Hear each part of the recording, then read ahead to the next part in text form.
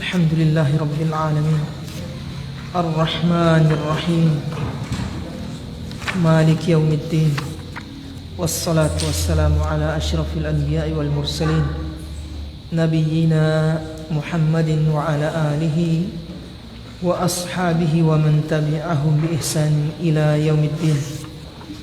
Alhamdulillah ya ikhwah dan akhwat, a'azzani Allah wa iyyakum. Kembali kita dipertemukan lagi oleh Allah Subhanahu wa taala di majlis dan di tempat yang paling dicintainya, di majlis yang paling dicintai oleh Allah. Majlis yang paling dicintai adalah majlis ilmu, majlis zikir, dan tempat yang paling dicintai oleh Allah adalah masjid. Mudah-mudahan ya ikhwan dan akhwat sekalian, Allah Subhanahu wa taala meridhoi usaha kita ini. Berusaha untuk datang ke majelis ilmu, menimba ilmu, duduk, memahami apa yang disampaikan, dan kita memohon kepada Allah agar mengikhlaskan niat-niat kita, karena inti dari pahala yang bisa kita raih, pahala yang besar di sisi Allah adalah niat. Jangan kita hanya fokus melihat ibadah itu besar atau kecil,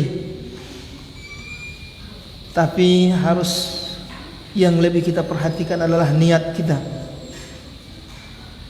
Karena ibadah yang besar kalau niat kurang ikhlas maka pahalanya sedikit. Mending yang amalannya kecil, jazakallahu khairan. Mending yang amalannya kecil tapi niatnya lurus. Ingat niat menuntut ilmu apa ya ikhwan kemarin? Agar niat kita dalam menuntut ilmu bisa lurus, yang pertama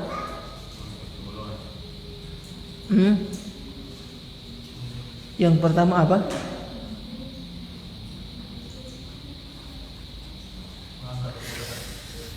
Mengangkat kebodohan dari diri kita. Ini tidak bisa tidak bisa apa? Hilang dari niat kita. Ketika menuntut ilmu, kita merasa diri ini kita jahil, sehingga kita terpacu, termotivasi untuk mengangkat kebodohan kita, menghilangkan kebodohan kita, dan kita sadar bahwasanya kebodohan ini adalah penyakit. Sebagaimana kita semangat mengobati penyakit fisik kita, ya kan? Tidak bisa sakit sedikit ke dokter, sakit sedikit minum obat, sensitif, ya, sangat protek dia. Namun dalam perkara jahil dia tidak bisa mengobati dirinya. Nah ini termasuk penyebabnya apa ya ikhwan? Karena dia tidak tahu buruknya kejahilan. Jahilan itu adalah perkara penyakit ya ikhwan. Sebagaimana perkataan Ibnul Qayyim Al-Jauziyah, al-jahlu da'un qatilun. Kejahilan itu, kebodohan itu, maksudnya bodoh dalam perkara agama, adalah da'un qatilun. Da'un qatilun adalah penyakit yang qatil, yang bisa membunuh, yaitu yang berbahaya. Wa shifa'uhu amron. Obat dari kejahilan itu ada dua perkara. Jadi kalau kita sadar bahwasanya jahil ini adalah penyakit, harus kita obati. Ya kan? Harus kita obati. Maka ketahuilah bahwasanya obat dari jahil ini ada dua.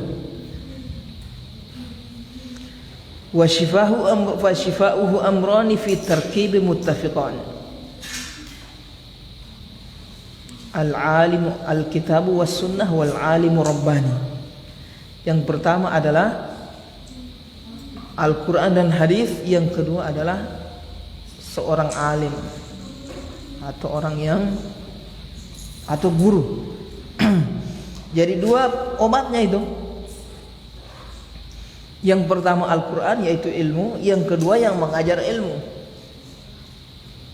Sama seperti dokter kan, dia punya obat dan ada dokter. Kalau cuma punya obat tidak ada DP dokter, bakal saya resep sendiri, apa yang terjadi? Ima penyakitnya tidak sembuh-sembuh, atau bertambah, atau sampai mati. Jadi butuh kepada guru yang menguasai ilmu tersebut untuk mengarahkan kita, membimbing kita sehingga memahami dengan benar obat tersebut supaya tepat pakai. Jadi harus ada ahlinya. Itu obat dari penyakit. Jahil obatnya ilmu dan ahli ilmu. Jangan terpedaya dengan obat ilmu. Obat jahil adalah sekedar ilmu. Tidak, antum harus tahu bagaimana cara mengambil ilmu itu. Ya kan? Tahu dari siapa? Dari ahli ilmu yang ahli. Supaya dia kasih resep bagaimana cara belajar yang benar, apa yang perlu dipelajari, mana yang tidak perlu dipelajari, mana yang harus didahulukan, mana yang diakhirkan. Kalau tidak pakai guru, belajar seenaknya, tidak teratur. Ada buku baca, ada buku baca. Yang penting ilmu. Ini salah metode belajar seperti ini. Ini sama seperti orang tahu obat apa itu, sakit kepala satu semua, tidak tahu DP berat badan berapa, kan ada kadarnya. Untuk berat badan tertentu resepnya, takaran obatnya berbeda. Di kedokteran seperti itu, di agama juga seperti itu, bertahap, ada tahapan. Taib ya ikhwan. Jadi yang pertama, niat mengangkat kejahilan dari diri sendiri. Setelah dia sadar itu penyakit, dia berusaha menghilangkan. Kemudian yang kedua, mengajarkan sama orang lain. Iya, diajarkan, mengangkat kejahilan dari orang lain. Ini kan jahil, ini kan penyakit. Iya kan? Ya niatkan orang jahil itu kan penyakit. Namanya orang berpenyakit, kasih obat. Antum setelah belajar jadi ahli, antum kasih obat kepada orang. Bukan so tahu penyakit orang jahil, orang awam tidak tahu ilmu orang penyakit, terus antum kasih tambah sakit. Tidak boleh. Obati. Ya kan? Kemudian yang ketiga apa ya ikhwan, niatnya ini harus hadir ya ikhwan. Setiap anak mau menuntut ilmu, mau belajar, hadir sini. Saya jahil ini, tidak tahu. Saya harus hilangkan jahil saya ini dengan belajar. Kemudian saya niatkan kalau saya punya ilmu, saya sampaikan ke orang lain yang jahil-jahil. Kemudian yang ketiga apa? Niat menjaga syariat, menjaga agama. Agama ini tidak terjaga ya ikhwan tanpa adanya orang alim dengan penuntut ilmu. Tidak terjaga tanpa dikaji, dipelajari terus. Tidak bisa dibayangkan ada masa yang kosong dari orang alim, kosong dari penuntut ilmu, gelap, hancur, itu rusak. Alhamdulillah tidak akan terjadi, tetap ada. Allah akan munculkan para penuntut ilmu, orang-orang alim, walaupun sedikit jumlah mereka. Yang ketiga, yang keempat, diamalkan.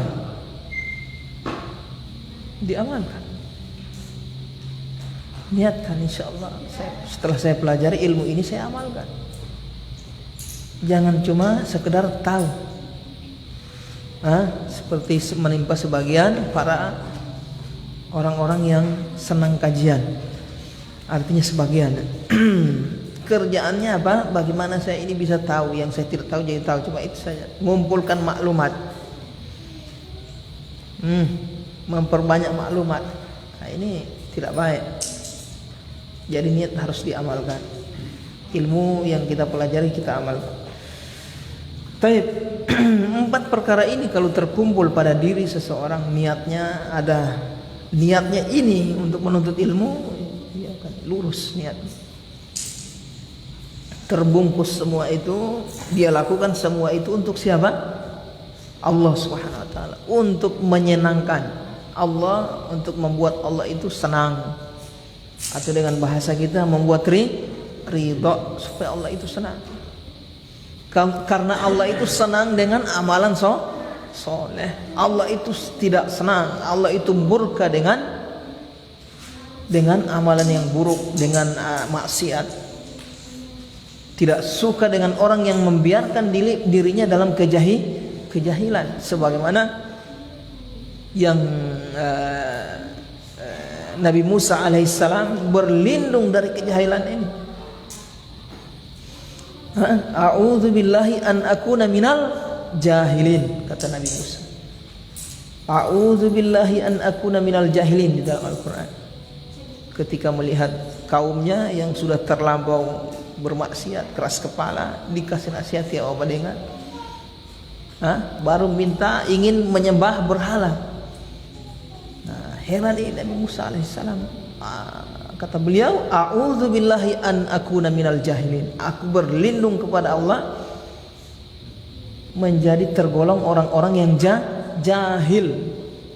Jadi Nabi Musa berlindung dari kejahilan. Jadi orang yang membiarkan dirinya dalam kejahilan, tidak mau belajar, dimurkai oleh Allah Subhanahu wa taala. Paham ini? Tidak boleh, harus belajar kita. Berarti orang yang mengupayakan dirinya belajar, bagaimana dia tahu ini kebaikan dan keburukan dengan belajar. Ini dicintai oleh Allah, senang Allah kepada orang seperti ini. Nah, hadirkan dalam hati kita belajar ini supaya membuat Allah senang. Ya.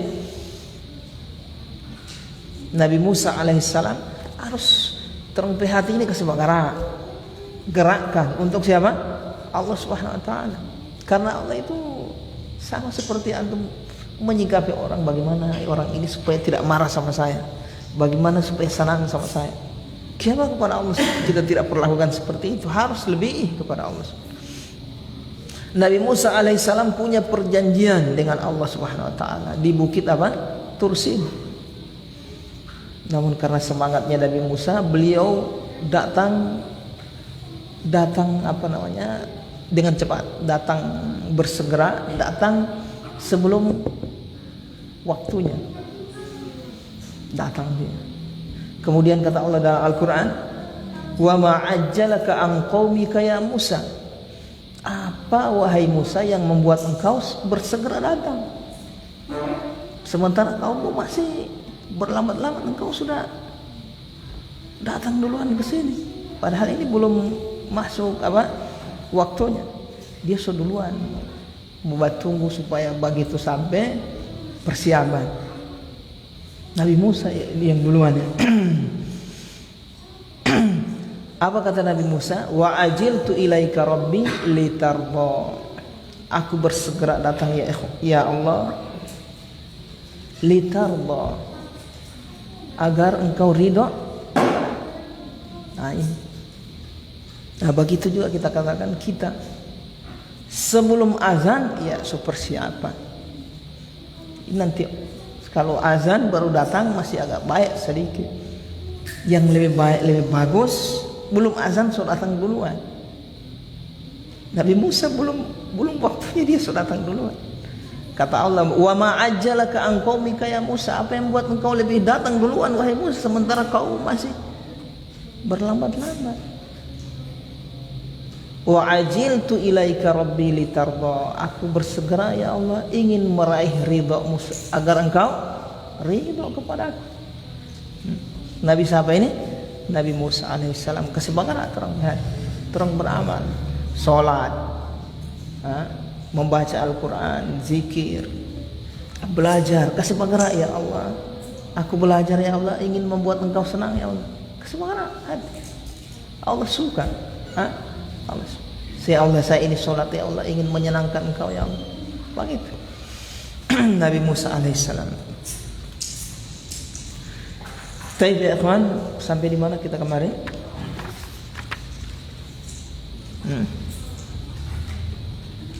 Ada yang masih ingat atau so lupa semua ini? Hah?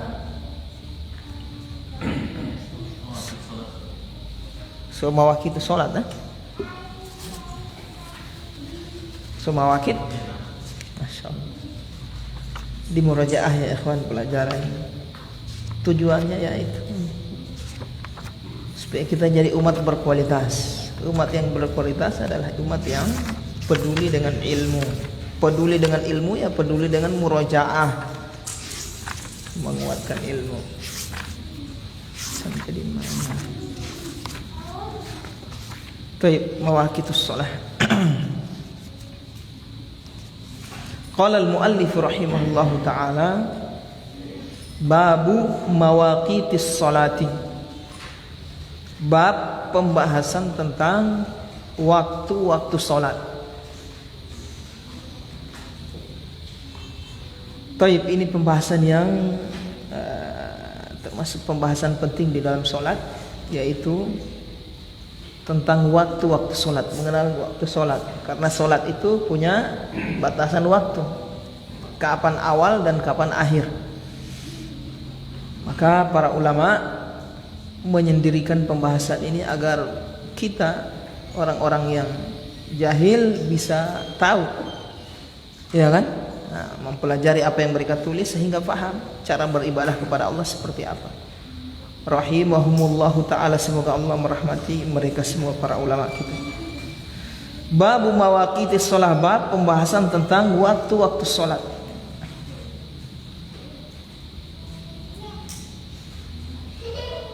Ma awqatus sholati, ini diperhatikan supaya kita perhatikan ini waktu-waktu sholat ini. Termasuk syarat yang apa? Termasuk syarat yang utama yang ditekankan adalah waktu sholat. Waktu sholat. Jadi Allah sangat perhatian dengan waktu sholat ini. Makanya dikata Inna sholata kanat 'alal mu'minina kitabam mauquta. Sesungguhnya salat itu bagi orang-orang mukmin sudah ditetapkan waktu. Makanya yang utama adalah salat di awal waktu. Sama seperti jihad fisabilillah. Setelah jihad fisabilillah keutamaan. Ma awqatus shalah. Jadi jangan kita lambat ya. Antum dalam keadaan apapun salat di awal waktu supaya Allah lebih ridha kepada kita. Begitu juga perempuan, kecuali memang uzur. Jangan mentang-mentang perempuan tidak sholat berjamaah terus diundur-undur sampai mau dekat maghrib sholat. Ini termasuk kesalahan. Kalau bisa sholat di awal waktu itu lebih utama, Allah lebih menyukainya. Ma awqatus sholati, apa saja waktu-waktu salat? Al jawabu, jawabannya, jadi pertanyaan yang ke al-hadi wal khamsun. Pertanyaan yang ke-51. Waktu zuhri min zawali syamsi ila ayyasira dhillu kulli syai'in mithlahu siwa dhilli zawali. Waktu zuhur dimulai dari zuhur ya ikhwan. Di mazhab Hambali waktu yang pertama untuk sholat adalah waktu zuhur. Karena ini Nabi Muhammad malaikat Jibril mengajarkan kepada Rasulullah SAW. Awal kali yang beliau ajarkan apa? Waktu zuhur. Prakteknya juga dari zuhur, kemudian asar, maghrib, isya, baru subuh. Waktu zuhri min zawali syams. Kapan waktunya? Dimulai dari zawali syams, tergelincirnya matahari.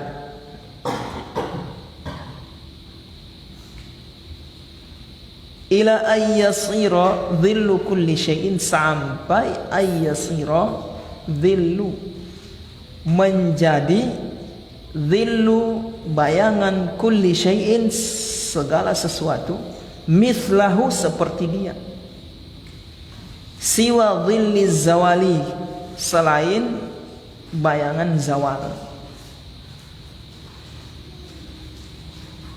Jadi tergelincir matahari ke arah mana? Arah barat. Kan terbit timur, naik, bayangan sesuatu itu kan memendek toh. Terbit terus naik. Nah, sampai di atas kita lurus, maka hilang bayangannya. Bayangannya hilang. Setelah dia tergelincir, serong ke arah barat, nah itu sudah ada bayangan. Kalau sudah ada bayangan kelihatan, sudah ada bayangan, itu namanya dhilluz zawal. Dhillu kulli syai' namanya. Itu namanya bayangan apa? Zawal. Di situ berarti sudah masuk waktu zuhur. Sampai kapan? Sampai mithlahu, bayangan itu sama seperti sesuatu tadi, panjangnya sama. Kalau bayangan itu benda itu 1 meter, berarti bayangannya 1 meter. Kalau bayangan sudah 1 meter, berarti waktu zuhur sudah selesai. Paham ini? Waktu zuhur sudah selesai. Ini panjangnya misalnya berapa senti? Segini sama panjangnya. Nah, berarti waktu zuhur sudah selesai. Siwa dhilliz zawal, kecuali bayangan zawal. Maksudnya beliau ini, kadang matahari itu kan tidak tepat di atas kita kan. Kadang dia serong ke utara atau selatan sedikit, sehingga walaupun sudah di atas dia tetap masih ada apa? Bayangan menjolor gitu. Masih bayangannya, kalau dia pas, ya kan, pas di atas kita, tidak ada bayangan kalau sudah di atas kan. Tapi ada kondisi yang seperti di Indonesia ini kadang susah ya. Biasa arah selatan atau arah utara. Nah itu walaupun sudah di atas tetap ada bayangan, tidak bisa hilang. Nah itu namanya bayangan zawal. Jadi kalau bayangan zawal ini, tatkala dia di atas tetap ada bayangan, itu sekitar, kalau misalnya sekitar 2 cm misalnya, berarti kalau sesuatu itu panjangnya 1 meter, berarti nanti dapat 1 meter 2 cm baru masuk waktu zuhur. Itu siwa dhilliz zawal, itu maksud beliau ini. Tapi ada musim tertentu dia pas di atas.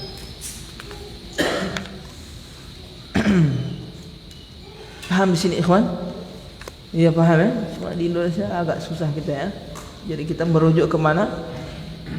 Jadwal yang ditetapkan oleh pemerintah, departemen Kementerian Agama. Kemudian thumma yalihi, apa yalihi maksudnya? Yalihi artinya berikutnya, waktu yang berikutnya. Thumma yalihil waqtul mukhtaru lil asri hatta yasira dhillu kulli syai'in mithlaihi siwa dhilliz zawali. Thumma yalihil waqtul mukhtar, kemudian beranjak berikutnya setelah waktu zuhur tadi selesai, al-waqtul mukhtar, masuk waktu yang mukhtar lil asr, untuk asar. Kemudian masuk waktu asar.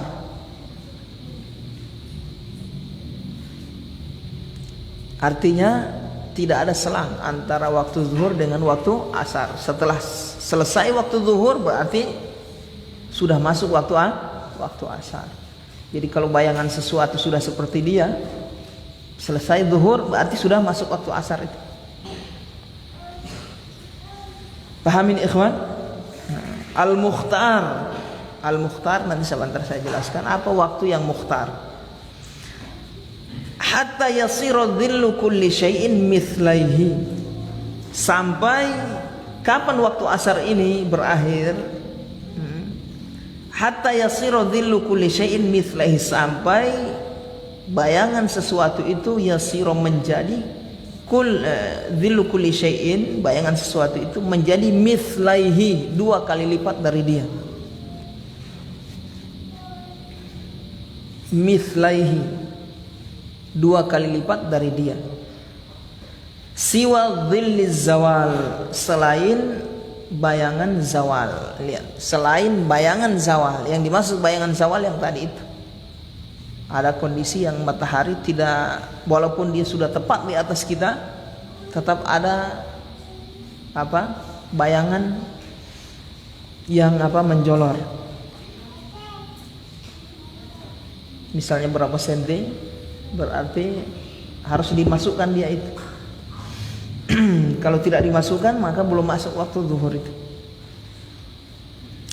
Nah, begitu juga waktu asar ini harus dimasukkan waktu yang bayangan yang keluar tadi itu, yang sedikit, yang menjolor tadi itu, walaupun sudah di atas. Contoh di kondisi yang matahari biar di atas kita, dia ke ke arah ke selatan atau ke utara, itu cahaya bayangan tetap ada sedikit, misalnya 2 cm. Berarti kalau perhitungan untuk asar, bayangan asar, berarti 2 kali lipat ditambah bayangan zawal itu maksudnya. Kalau misalnya bayangan sesuatu itu 1 meter misalnya, itu zawalnya itu, bayangan zawal 2 cm. Berarti kalau sudah selesai waktu asar, berarti 2 meter 2 cm begitu. Paham ya? Jadi waktu asar itu mulai dari selesainya waktu zuhur sampai bayangan 2 kali lipat. Kalau 2 kali lipat berarti contoh 1 meter tadi bayangan menjadi 2 meter. Kalau ada zawal 2 cm, berarti tambah 2 cm. Begitu. Paham ikhwan ya? Kemudian di sini beliau menyinggung al-mukhtar, thumma yalihi al-waqtul mukhtar. Kemudian setelah waktu zuhur ini ada waktu yang mukhtar untuk asar. Tentang waktu ini ya ikhwan, waktu dalam sholat ada waktu mukhtar dan ada waktu darurah. Ada waktu mukhtar, ada yang waktu darurah.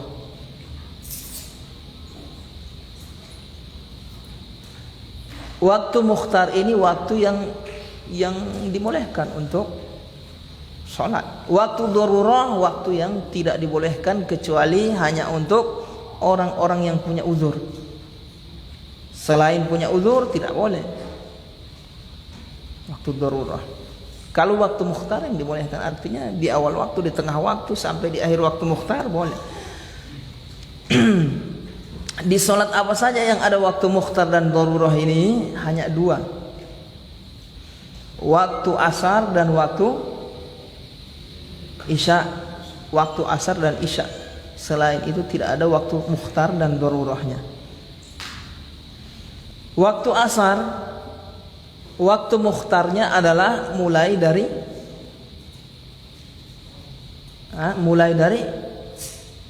masuk waktu tadi itu. Yaitu mulai dari bayangan sesuatu itu sudah sama, ya kan? Nah, kalau 1 meter berarti bayangannya sudah 1 meter. Itu kan waktu zuhur sudah keluar, sudah selesai kan? Masuk waktu asar, sudah waktu mukhtarnya sudah masuk untuk asar itu. Sampai kapan waktu mukhtar? Sampai bayangan 2 kali lipat. Berarti waktu mukhtar asar, kalau dia 1 meter, benda tersebut berarti jadi 2 meter. Mukhtar itu. Artinya lewat dari itu waktu darurah, haram untuknya. Bagi orang yang tidak ada uzur tidak boleh. Paham di sini ikhwan? Jadi contoh kalau kita hitung jam ya, waktu zuhur dari jam 12 contoh ya. Asar misalnya jam 3 ya kan? Asar jam 3, berarti jam 4 itu. Sekitar jam 4 lewat. Itu bayangan sudah 2 kali lipat itu. Nah, berarti di jam 4 ini dari jam 3 sampai bukan jam 4, jam 4 lewat, dekat-dekat jam 5. Dari jam 3 sampai jam 4 lewat atau jam 5 itu waktu mukhtar untuk asar. Paham ini? Artinya orang yang sholat di situ ya tidak berdosa dia. Waktu dibolehkan. Taruhlah waktu jam 5 itu bayangan sudah 2 kali lipat. Berarti lewat dari jam 5 waktu darurah sampai terbenam matahari. Paham ini ikhwan? Nah, waktu darurah ini orang kalau sengaja mengakhirkan di waktu itu haram, dapat dosa dia. Kecuali orang ada udzur, tertidur, udzur, suci dari haid, udzur, suci haidnya misalnya nanti jam 5 misalnya, jam 6, setengah 6. Nah, darurat, tidak dosa.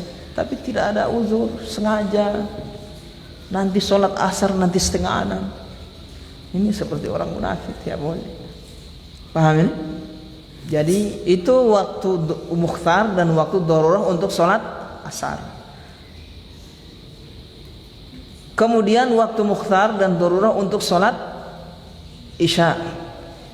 Untuk sholat isya, waktu mukhtarnya adalah dimulai dari hilangnya cahaya mega.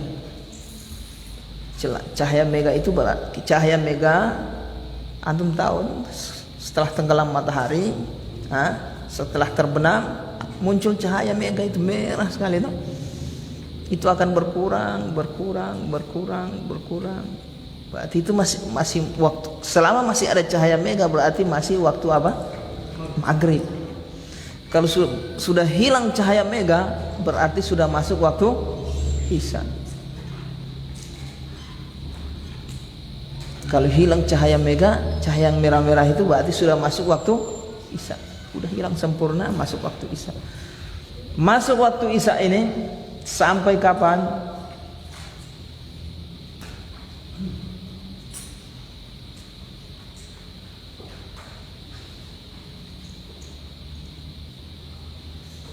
Baik. Ini saya kasih gambaran supaya kita baca sudah paham. Masuk waktu isya di sini kata beliau sampai 1/3 malam yang pertama.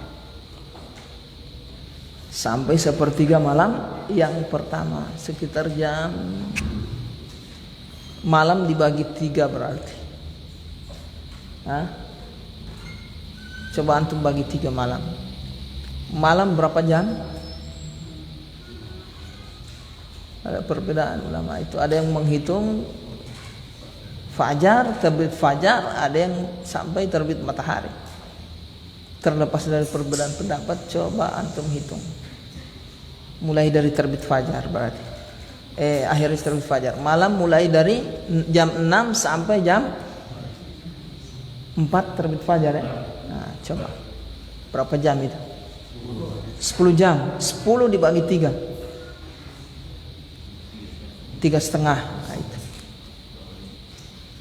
Nah, jadi waktu isya dari jam 6, 7, 8, 9, sekitar jam 9 ya ikhwan, waktu mukhtar untuk isya. Lewat dari jam 9 sampai waktu subuh itu waktu darurah. Haram itu, kalau tidak ada uzur tidak boleh diundur sampai ke situ. Jadi cuma jam 9 dia di mazhab Hambali. Paham ya? Jadi waktu isya maka kalau kita dengar mengakhirkan waktu isya lebih bagus loh, afdal. Maksudnya itu jangan sampai lewat waktu mukhtar. Mengakhirkan isya diakhirkan sampai nanti semua dekat subuh, dapat dosa ente. Sewaktu darurah itu, waktu darurat. Yang dimaksud diakhirkan sampai waktu mukhtar. Akhir-akhir waktu mukhtar yaitu jam 9. Jangan sampai lewat dari situ. Karena lewat dari situ itu waktu darurah, itu waktu orang-orang ada uzur itu. Orang yang tertidur, orang yang suci dari haid, orang yang baru balik di jam itu, orang yang baru masuk Islam, banyak uzur. Baik, ini berlaku salat di awal waktu, keutamaannya berlaku bagi semua orang, kondisi baik laki-laki maupun perempuan, baik mukim maupun safar, baik sehat maupun sakit. Jangan mentang-mentang safar seenaknya sholat. Jangan, tetap antum utama sholat di awal waktu. Kecuali antum ingin jamak, ya boleh. Tapi kalau sengaja akhir-akhirkan waktu tidak boleh. Begitu juga orang sakit, jangan. Entah sakit saya, jam 4 nanti setengah 6 baru jam sholat asar saya, tidak boleh. Kecuali ya antum mau jamak atau memang ada uzur susah antum sholat pada tepat waktu ya, di awal waktu ya. Ini tidak ada uzur, tidak berat, cuma sengaja mengulur-ulur waktu tidak boleh ya. Baik. Paham ya, waktu darurah dan waktu mukhtar. Sekarang kita baca perkataan muallif supaya lebih nyambung dengan pembicaraan kita yang saya sampaikan tadi.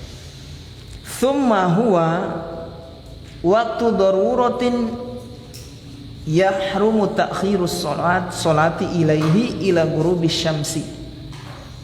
Tsumma huwa, kemudian dia waktu daruratin, masuk waktu darurah. Yahrumu ta'khirus salati ilaihi, diharamkan mengakhirkan salat pada waktu darurah itu. Ila ghurubis syamsi, sampai tenggelam matahari. Jadi kalau sudah bayangan sesuatu sudah 2 kali lipat, berarti waktu ikhtiar, waktu mukhtar untuk sholat asar selesai sudah. Waktu mukhtarnya kan tadi bayangan sesuatu sama dengan dia, itu waktu mukhtar untuk asar. Sampai 2 kali lipat bayangan itu. Kalau sudah 2 kali lipat, sudah waktu mukhtar selesai.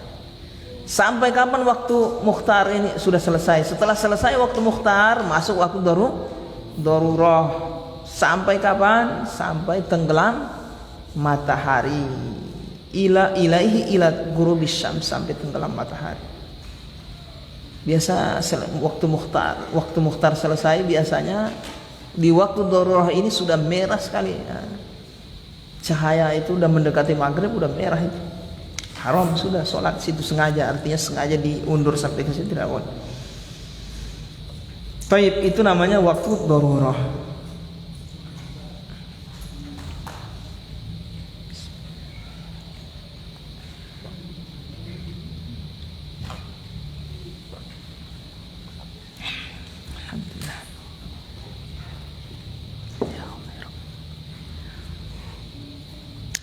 Taib ikhwan.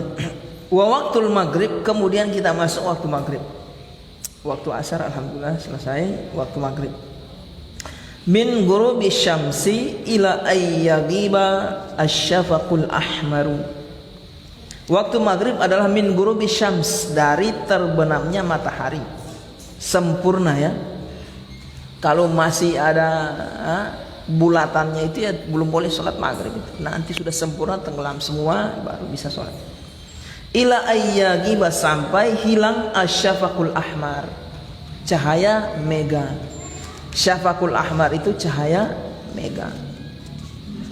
Jadi setelah tenggelam matahari muncul cahaya mega, cahaya merah itu namanya cahaya. Sampai hilang. Kalau sudah hilang, sudah masuk waktu isya itu. Kemudian ini tidak ada waktu darurahnya, mukhtarnya tidak ada untuk maghrib. Yang ada tadi apa? Asar dengan isya saja.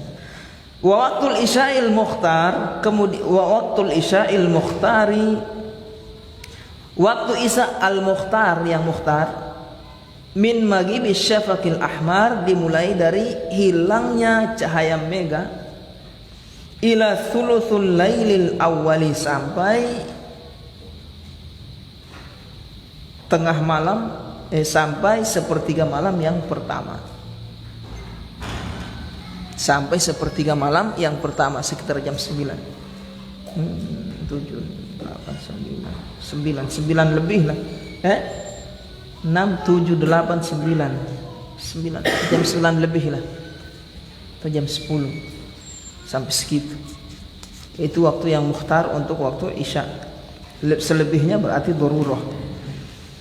Thumma huwa waktu daruratin ila tulu'il fajri. Kemudian masuk waktu darurah ila tulu'il fajri, sampai terbit fajar. Nah, ini banyak ini diantara kita ini. Nah, sholat isya diakhirkan sampai jam 12. Itu waktu darurat sudah, itu haram itu ya ikhwan tiawan. Tapi sah, sholatnya sah, cuma dapat dosa dia. Karena waktu darurat ini hanya dibolehkan untuk orang yang darurat. Sholatnya sah. Wa waktu subhi, kemudian waktu subuh.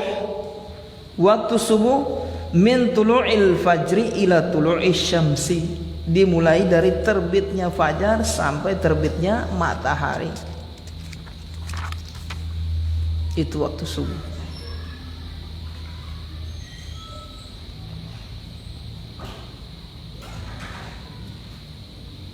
Paham ya ikhwan? Nah, dari waktu-waktu yang telah kita sebutkan tadi, yang afdol adalah dilaksanakan di awal waktu. Begitu masuk waktu, itu afdolnya segera melaksanakan sholat.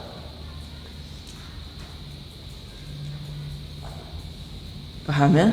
Kalau mau diundur ya jangan terlalu, untuk persiapan orang mandi, wudu, ke masjid supaya bisa masih sempat mendapati sholat berjamaah.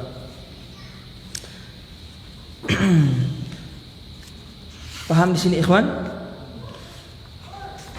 Kemudian kita masuk bab sholati tatawwu. Bab sholat tatawwu.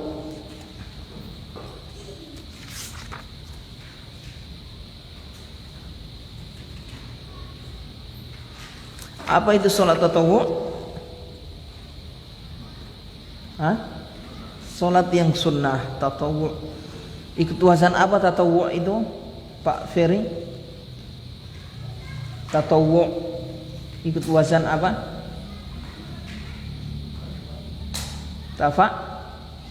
Tafa'ala yatafa'alu tafa'ulan. Tatawwa'a yatatawwa'u tatawwu'an. Tatawwu dari asalnya ya ta'ayati. Ta'ayati'u, ta'atan dari kata ta'ah, taat. Kemudian ikut wazan tafa'ala, tatawwa'a. Bab solat tatawwu, yaitu solat sunnah.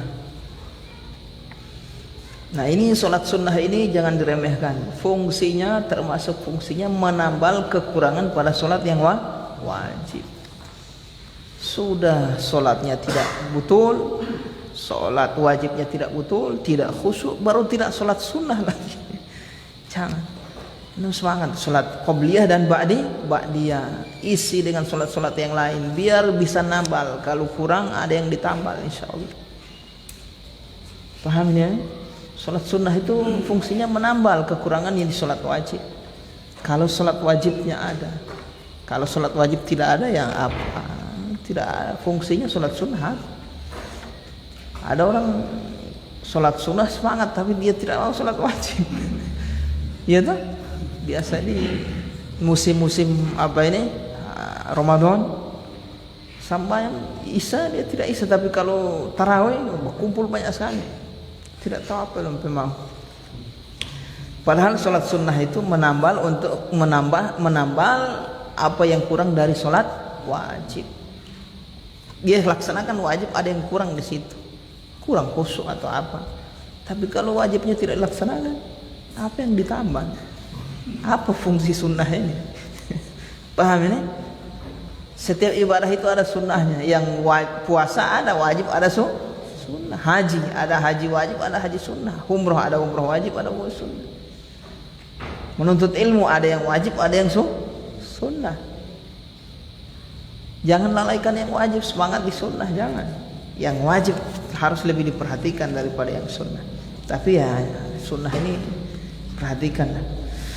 Hal tusannu salatu tatawwu wa ma afdaluha?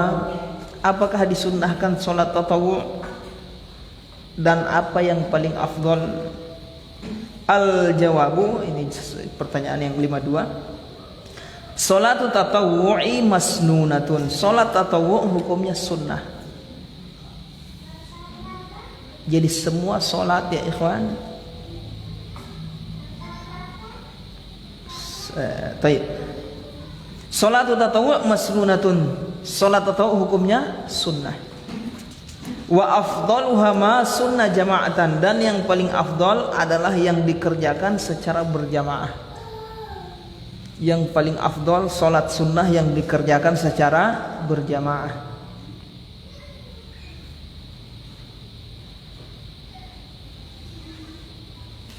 Wa akaduha, dan yang paling ditekankan, nah, dia sebut-sebut ini yang diantara yang berjamaah ini kan bertingkat-tingkat lagi. Wa akaduha, yang paling ditekankan, al kusufu, salat kusuf, salat gerhana, masuk sunnah. Di mazhab Hambali gerhana hukumnya sunnah, tidak wajib. Fal istisqa'u, kemudian istisqa, salat minta hujan. Kemudian yang ketiga fat tarawihu, tarawih. Kemudian fal witru, witir. Jadi yang paling akad, muakkad ditekankan adalah kusuf dulu yang pertama, lebih afdal dia. Kemudian istisqa, kemudian tarawih, kemudian witir. Paham di sini ikhwan?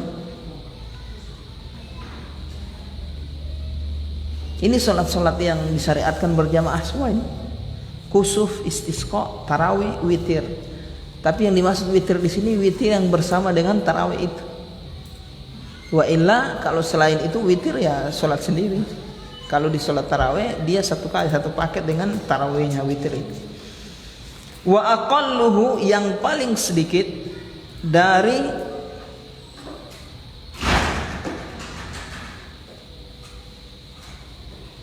taib. Ada yang saya ingin sampaikan tentang ibadah, amalan ibadah sunnah yang paling afdal. Amalan ibadah sunnah yang paling afdal. Ibadah sunnah ya. Tingkatannya seperti apa? Kalau di mazhab Hambali yang pertama jihad yang sunnah. Al jihad, kemudian nafkah untuk jihad. Kemudian yang kedua ilmu, sama jihad, nafkah jihad jadi satu itu. Kemudian ilmu, kemudian sholat sunnah, kemudian yang keberapa? 4. Kemudian amalan ibadah yang apa namanya, bermanfaat untuk orang lain, manfaatnya untuk orang lain juga. Min shadaqatin, berupa sedekah, infak dan seterusnya. Kemudian haji yang sunnah, kemudian puasa yang sunnah. Ada berapa semua? Tingkatan amalan yang sunnah yang paling afdal. Yang pertama jihad, termasuk nafkah untuk jihad, satu itu. Yang kedua ilmu. Lihat di mazhab Hambali, amalan yang afdal setelah jihad adalah ilmu. Ilmu yang dimaksud di sini apa? Belajar dan mengajarkan. Belajar dan mengajarkan ilmu.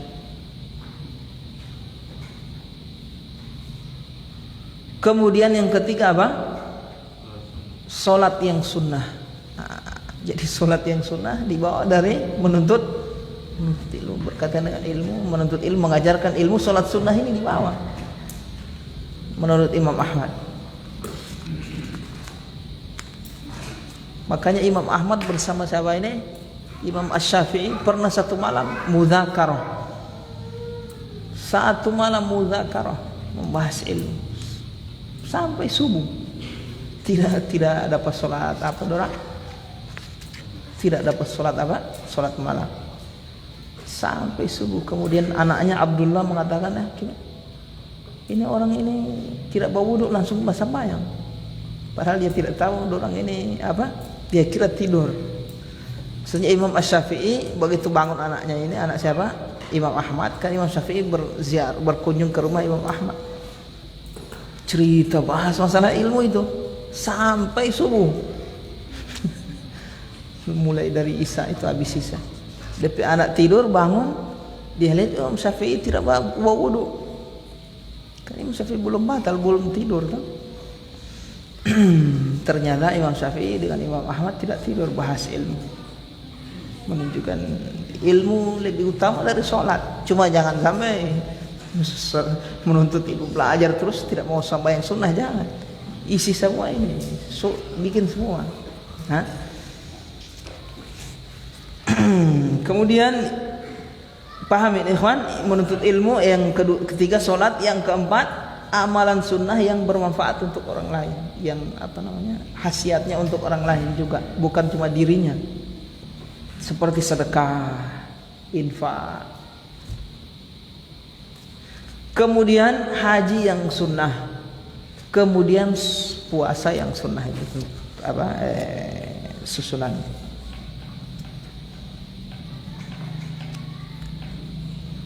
Baik ya ikhwan, insyaallah kita lanjutkan pada pertemuan berikutnya.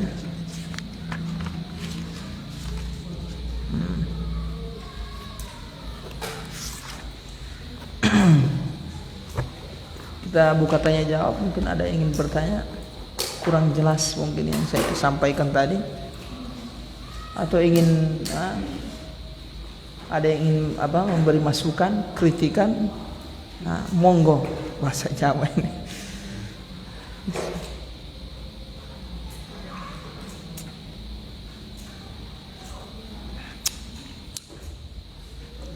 Ya, jelas semua. Ahwat tidak ada yang nanya ini. Biasa ada sepucuk surat biasa muncul kemari.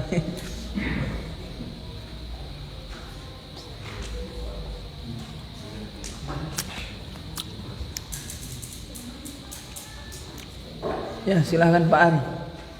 Bagaimana kalau dia ketubuhan dari waktu asar, terus dia bangun itu sudah waktu maghrib? Kira-kira sudah mana yang perlu yang ketemu dikerjakan? Habis zuhur dia tertidur sampai bangunnya di waktu maghrib. Bangunnya waktu maghrib. Sudah masuk waktu maghrib. Iya, bangunnya di waktu maghrib berarti. Dilihat kalau masih lowong, berarti dia dahulukan dulu asar. Artinya tidak mepet waktu maghrib. Masih lowong, masih lama, berarti asar dulu baru maghrib. Harus berurutan, tidak boleh dia bagi maghrib baru asar. Sama yang tukar-tukar waktu. Asar dulu baru maghrib. Tapi kalau sudah mepet, so dekat masuk isya, tidak boleh, harus maghrib dulu. Paham ya? Baru asar, supaya tidak dua yang tertinggal.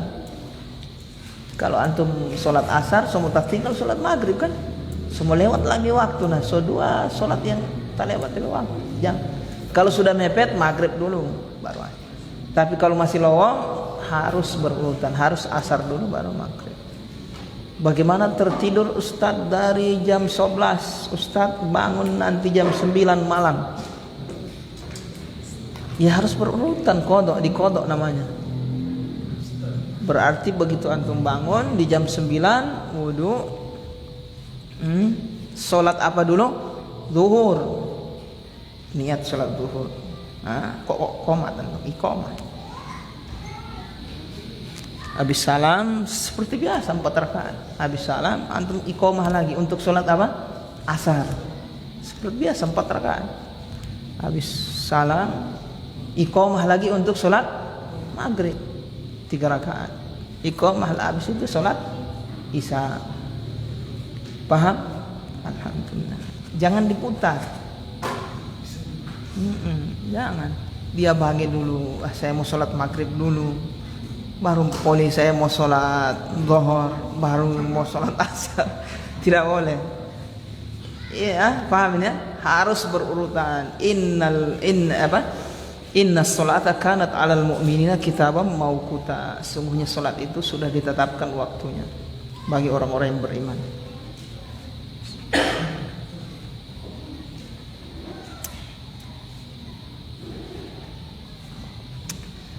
Nabi Muhammad pernah sempat, karena perang saat itu tidak sempat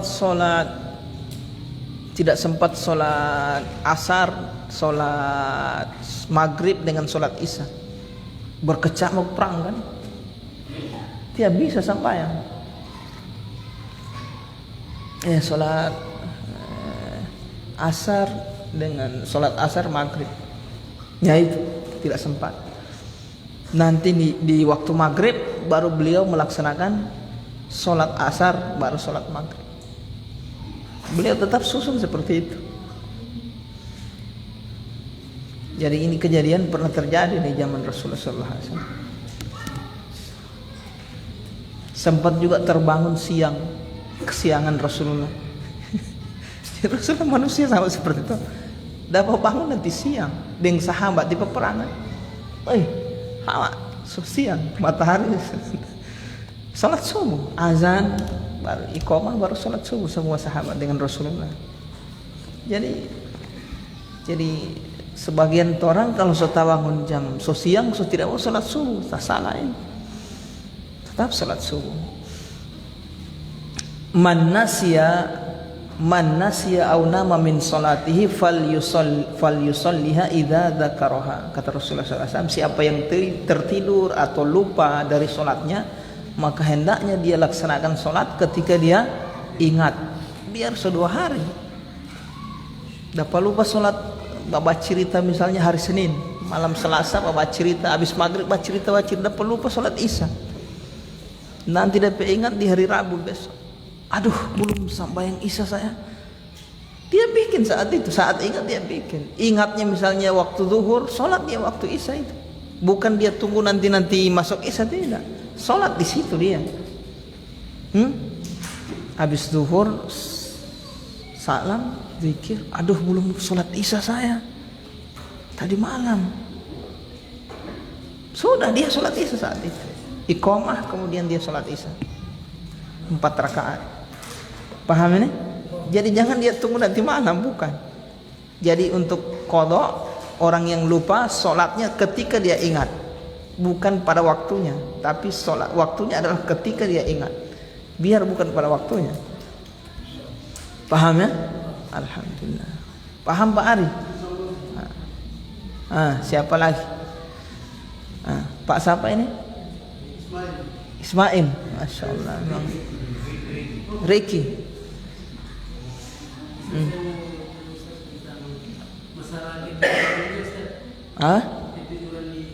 Tertidur. Afdolnya itu dikerjakan di mana Ustaz? Di rumah atau di masjid yang wajib kalau ketiduran Ustaz? Ketiduran. Afdolnya tetap berjamaah. Kalau ada pas antum terbangun ada orang yang mau berjamaah akan boleh. Tapi sholatnya harus sama-sama ya. Kalau antum yang tertidur, yang terluput misalnya sholat asar, ya antum harus sholat dengan orang yang sholat asar. Jangan dia imam sholat zuhur, antum sholat asar, tidak boleh. Imam sholat isya, antum sholat zuhur, harus satu jenis sholat. Afdol, yang afdol berjamaah, tidak harus. Ini selesai sholat berjamaah sudah selesai baru. Kalau dia kerjakan di rumah atau di masjid Ustaz? Tertidur di masjid. Di rumah di Ustaz. Ya antum sholat di rumah. Di rumah. Mau ke masjid, mau sholat sama-sama di masjid. Paham maksud saya? Kecuali satu rombongan tertidur sama-sama. 5 orang misalnya tertidur sama-sama. tidur jam 5 tak bangun jam 9 malam sama-sama, berarti jamaah harus sholat jamaah. Dalam kondisi mukim safar jamaah tetap wajib, sholat jamaah wajib ya ikhwan. Paham ini? Nah, ada orang kalau safar tidak wajib jamaah, tidak tetap wajib jamaah. Paham ya? Jamaah kalau antum 2 orang 3 orang wajib sholat jamaah, tidak boleh sholat sendiri-sendiri. Tayyib, paham Pak Riki? Nah, seperti itu. Jadi antum sholat di rumah, kalau kecuali ada orang di masjid yang bisa antum berjamaah dengannya, ya datang ke masjid. Kalau tidak ada, sholat di rumah. Tayyib, tidak ada yang lain ya? Pak Mugni? Pak siapa ini? Ahmad. Rahmat. Ahmad. Ya silahkan Ahmad.